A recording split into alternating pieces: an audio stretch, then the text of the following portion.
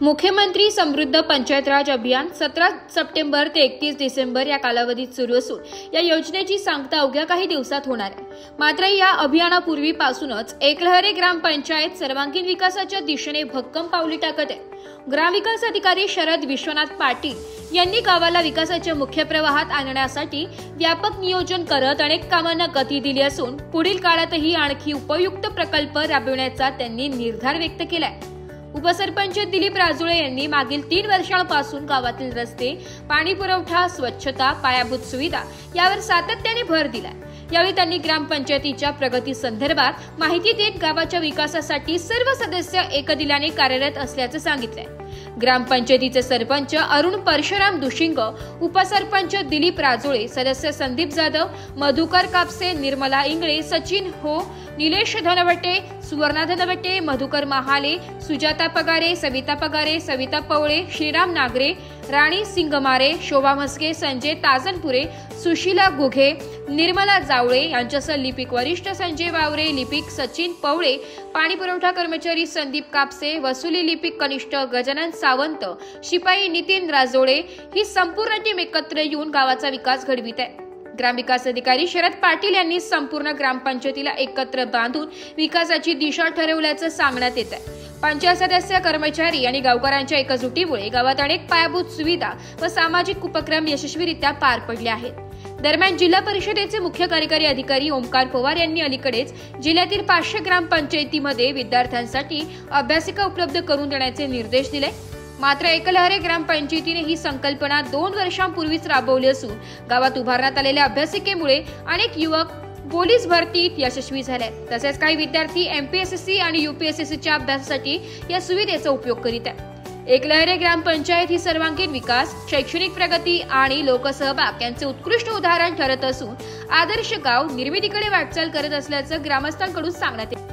नमस्कार, नाशिक लोकशाही न्यूज मध्ये सर्व प्रेक्षकांचे स्वागत। आता आपण नाशिक मधील एकलहरे ग्रामपंचायतीत आलेलो आहोत। आपल्यासोबत याच ग्रामपंचायतीचे ग्रामविकास अधिकारी शरद पाटील आहेत।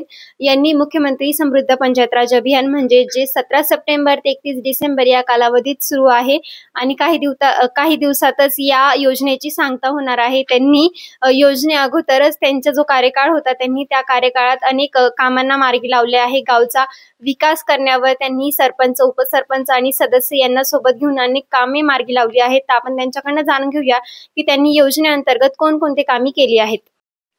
मुख्यमंत्री समृद्ध पंचायत राज अभियानाअंतर्गत 17 तारखेपासून सुरू झालेला असून 31 डिसेंबर पर्यंत विविध उपाययोजना करायच्या आहेत। त्या अगोदरच आम्ही गावात विविध ठिकाणी वनराई बंधारे, लोकसहभागातून रस्ते, ग्रामपंचायतच्या माध्यमातून शाळा, अंगणवाडी यांना सीसीटीव्ही कॅमेरे बसवणे, पाणी पुरवठा योजनांना सोलर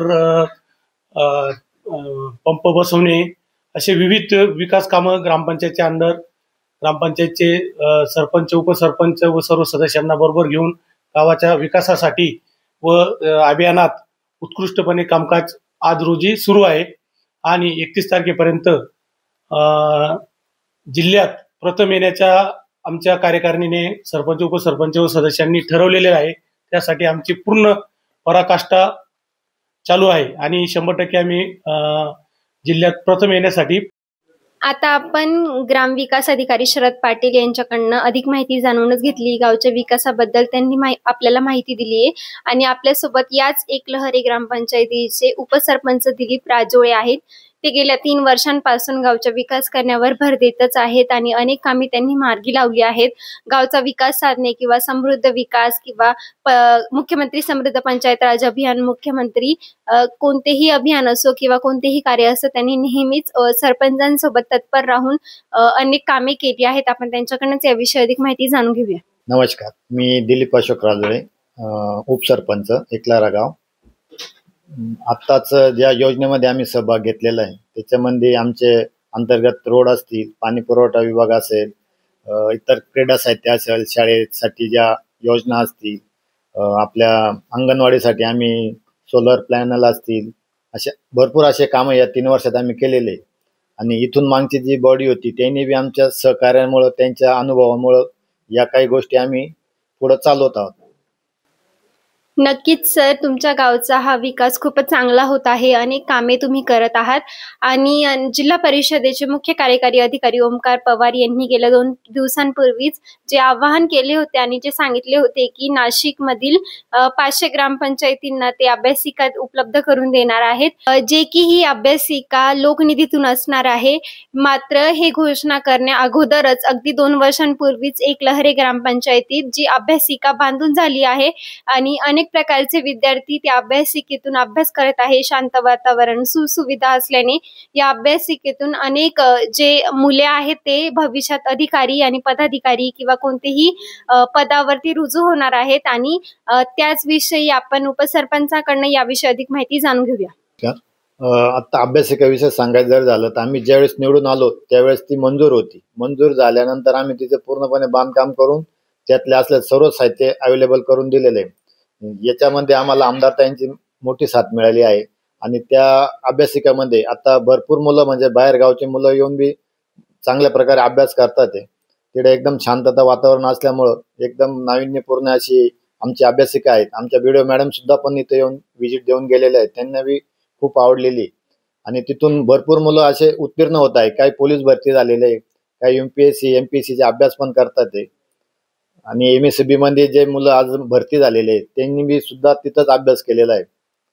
तर जसं की तुम्ही सांगितलं की अनेक मुले त्या अभ्यासिकेतून अभ्यास करूनच पोलीस भरती झाले आहेत, काही MPSC UPSCचा अभ्यास करत आहेत, काही तलाठीचा अभ्यास करत आहेत आणि नक्कीच ते भविष्यात अधिकारी आणि किंवा पदाधिकारी झाल्याशिवाय राहणार नाही आणि तुमच्या एकलहरे गावाचा या ग्रामपंचायतीचा विकास करतील आणि तुमचं गाव हे आदर्श गाव म्हणून म्हटल्याशिवाय राहणारच नाही. तुम्ही आम्हाला जी माहिती दिली त्याबद्दल नाशिक लोकशाही न्यूज तर्फे मी तुमचे धन्यवाद करते.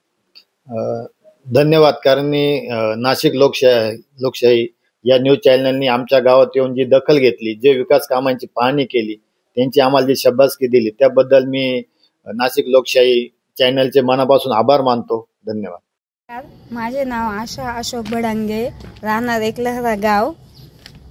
आमचे रस्ते पहिले खूप खराब होते.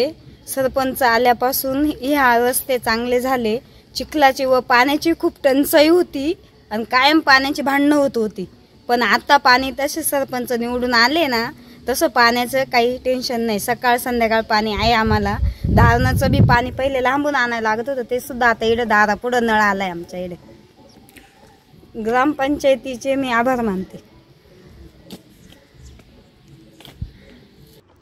Bureau report, Nashik.